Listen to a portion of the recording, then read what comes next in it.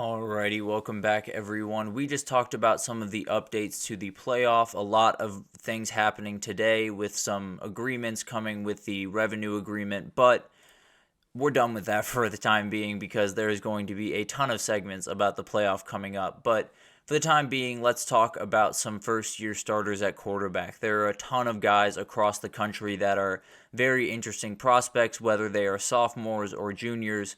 They're taking over for the first time under center for their teams, and it is a lot on their shoulders.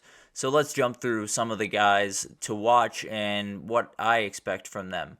And let's start with the guy that I am honestly most excited to watch, maybe of any quarterback in the entire country next year, Nico Iamaleava from Tennessee. He is someone that, on paper, he looks like Josh Heupel's dream. The dude can put the ball all over the field. He is very talented, is athletic enough to extend plays when you need him to, super accurate, can do a number of things on the football field that are just mind-boggling, and he showed some of that in the bowl game against Iowa. He went for 151 through the air and a touchdown, and when you're playing Iowa's defense, that is not half bad at all, especially in your first start. So a huge boost for Tennessee fans, but as Tennessee fans know from even a year ago, a bowl game performance is not necessarily indicative of what the next year will look like. So I think they're kind of walking on eggshells talking about Nico right now, but he's one of my favorite players going into this season. He's a guy that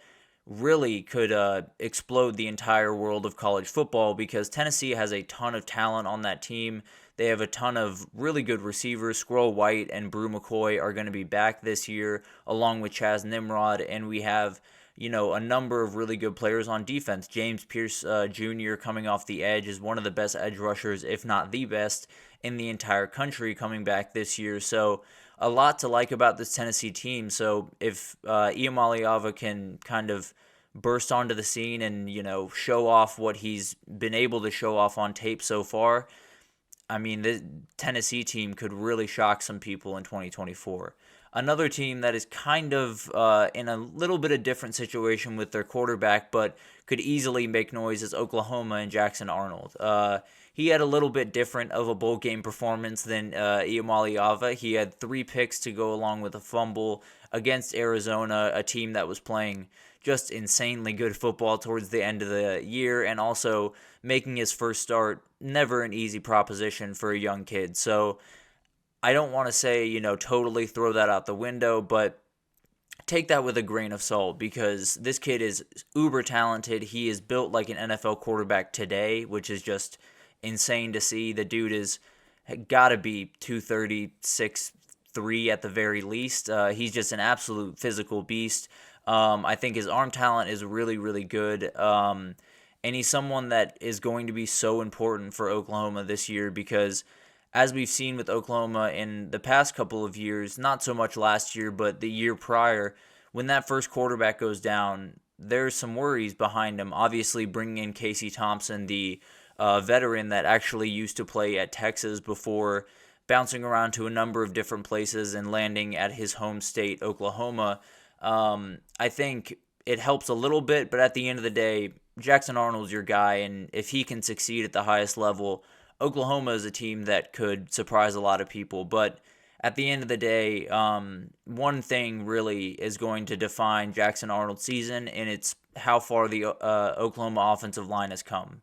He is not going to be able to be successful if they are going to not be able to protect him for up to 2.5 seconds, not let him go through reads, and not let him make some easy decisions from time to time. So that O-line success is directly correlated to Jackson Arnold's success, so it'll be interesting to see if they can put it together on the offensive line, because if they can, really the sky's the limit for the talent that this kid has. But let's jump into another SEC guy, Garrett Nussmeier, a guy that I feel like I've seen play football so many different times because he has been under a number of really good quarterbacks that have come through LSU, mainly Jaden Daniels the last couple of years, and he is such a pure thrower of the football. Everything looks very easy to him, the motion is very comfortable, and the ball explodes out of his hands. So he's someone that really jumps off the page when you see him playing. Obviously, first time under center, you never really know what it's going to look like. He is officially the guy. He needs to be, the leader. He needs to be all over the field. He needs to, be kind of more of a vocal guy than maybe he's used to being in past years. So there is kind of a toss up here, but a lot of things are going in his direction. Obviously, the wide receiver group is great. You have Kyron Lacey, CJ Daniels, Chris Hilton, tons of really good weapons there. Mason Taylor is one of the best tight ends in the entire country. And the O-line should be really solid, especially with Will Campbell, who, if you were to ask me, I would say he's the best offensive lineman in the entire country. At left tackle, there is a ton to like about Garrett Nussmeier, but it's always a toss-up when it's a first year starting, even if it's a guy that has a ton of experience in the program and in the offense. But let's jump to a guy that has no experience in this offense, but has been around for quite some time.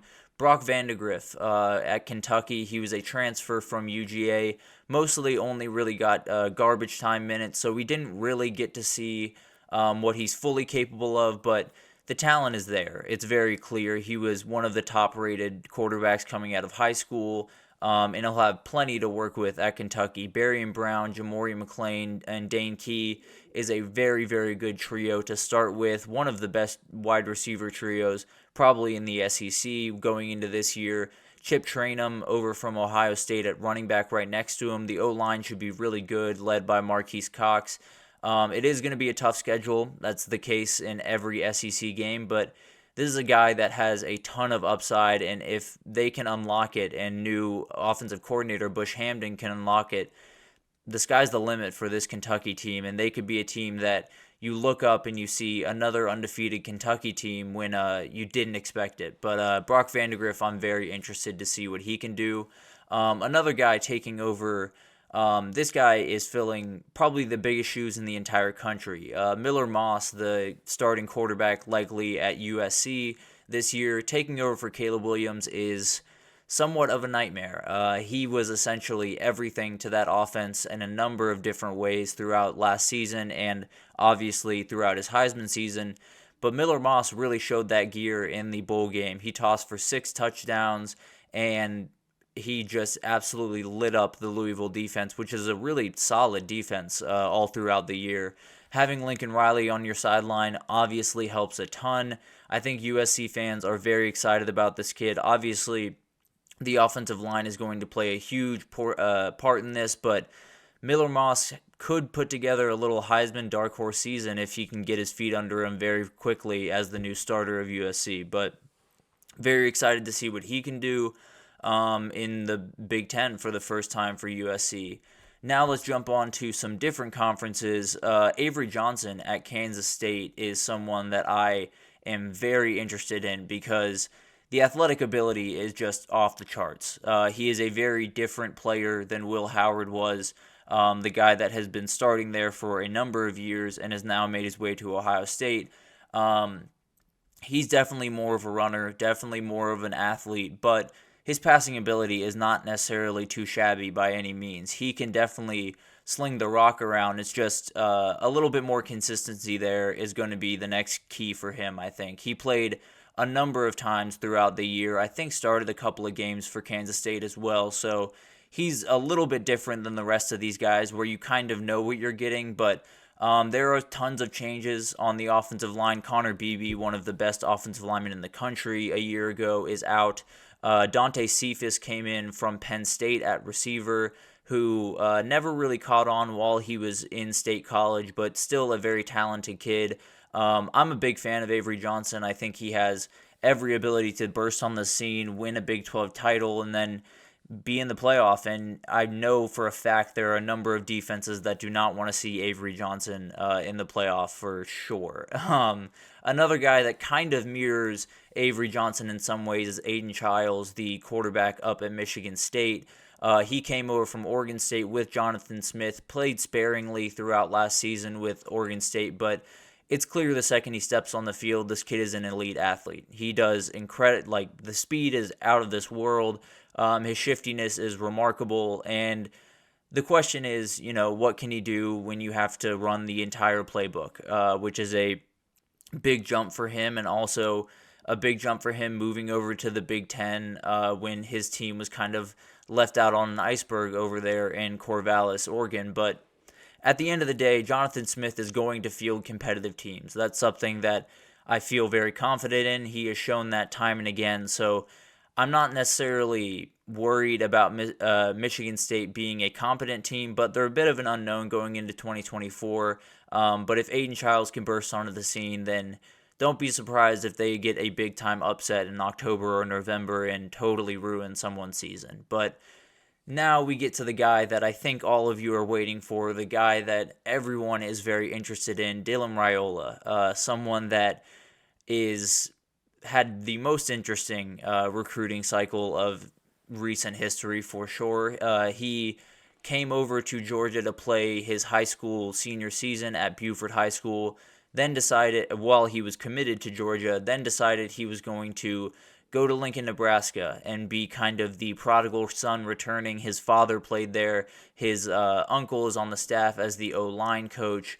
Tons to like about this kid. I mean, physically, he is just built different. He is a absolute tank, can do a number of really incredible things, and is really athletic in a number of ways. So I really like his ability, but at the end of the day, he is a freshman stepping into the Big Ten. So there are going to be some rough patches. There are going to be some times where he makes some decisions that are a little head-scratching, but at the end of the day, he is very talented, and if it's not 2024, 2025, he could very easily step onto the scene and be one of the better quarterbacks in the entire country. But we're good to learn a lot about him in 2024 as well, and I'm very excited to see what he looks like. Another guy that has been waiting in the wings, kind of like Garrett Nussmeier, but he has found a new place to play football to get that chance. Malik Murphy, he is someone that I have just insane amounts of respect for. You know, I personally am a Texas fan, so I've been following this guy a little bit more closely, but he came into Texas in the same class that Quinn Ewers came in from Ohio State in, didn't blink, decided he was going to still come to Texas, wanted to be a Longhorn, so came onto campus, worked his butt off, was the backup for some time, and then Arch Manning came in, and everyone started to fawn over him and totally forget that Malik Murphy was this remarkable player that was on the that was in that group, and he kind of just kept working. He didn't bat an eye. He didn't worry about it. He didn't get upset by any means. He was just an ultimate teammate throughout his entire time. So incredibly excited to see him get his shot.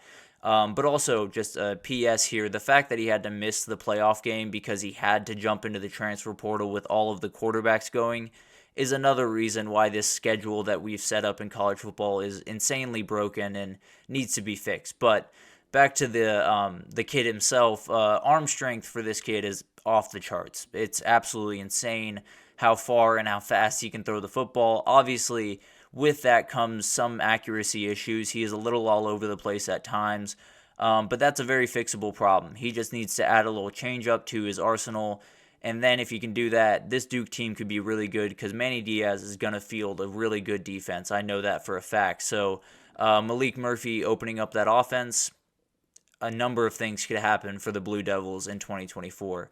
And then finally, let's get to the reigning national champions. Alex Orji will likely be the starting quarterback there, at least in week 1. And the question is, will he be there down the road? I think this is about as much pressure as anyone has been under in the entire list that we just went under. Taking over for J.J. McCarthy, a guy that every Michigan fan loved, brought them to the mountaintop. Jim Harbaugh said he's the best quarterback in Michigan history, which there's a good argument to be made that that's the case.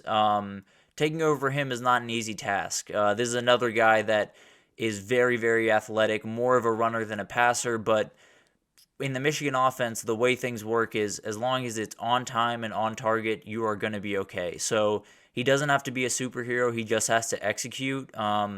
If he can't execute in the first couple of weeks, they have a week 2 matchup against Texas, which will be huge for him.